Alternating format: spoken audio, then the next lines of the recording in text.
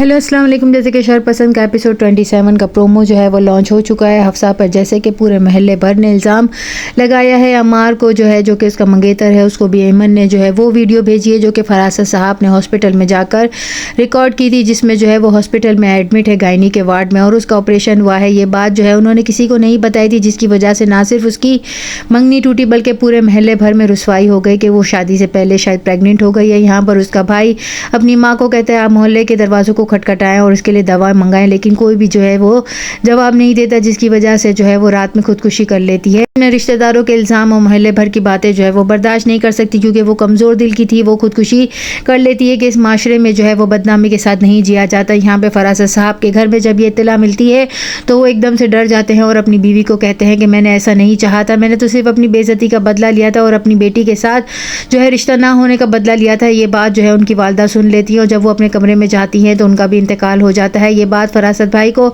ऐसा डरा कर रख देगी कि वो अल्लाह से माफ़ी भी मांगेंगे।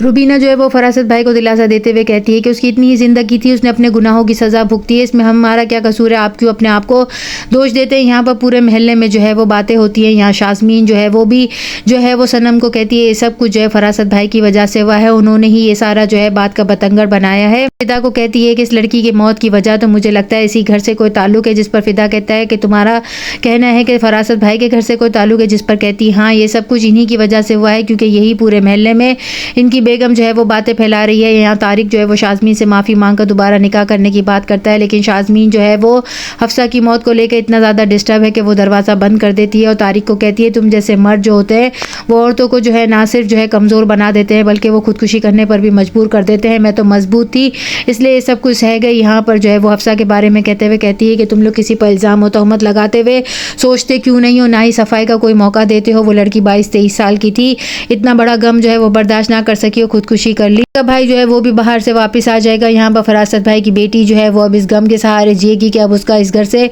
कोई ताल्लुक या कोई रिश्ता नहीं रहेगा। हफ्सा की माँ जो है वो टूट कर रह गई। फरासत भाई पूरे महल्ले भर में जो है वो अब सफाइयाँ देते फिर रहे हैं। यहाँ सनम और फिदा जो है वो भी जो है नाराज़ से हैं। शाज़मीन जो है वो फरासत भाई से वैसे ही जो है खिंची खिंची से रहती है, उन्हें तो इनका यहाँ इस गली में रहना भी पसंद नहीं है। यहाँ पर वो तारिक के रिश्ते से भी मना कर देगी और जो है वो यही कहेगी कि आप लोग जो है वो इस माशरे के ऐसे मर्द हो जो सिर्फ औरत को जो है कमज़ोर बना कर रख दिया है और ना ही उसको सफाई का मौका देते हो, बल्कि ऐसे इल्ज़ाम लगाते हो जिसकी वजह से वो अपने आप को जो है मारने पर मजबूर हो जाती है। यहाँ नेक्स्ट एपिसोड में और क्या दिखाया जाएगा। चैनल के साथ बने रहें, लाइक करें, शेयर करें और सब्सक्राइब करें।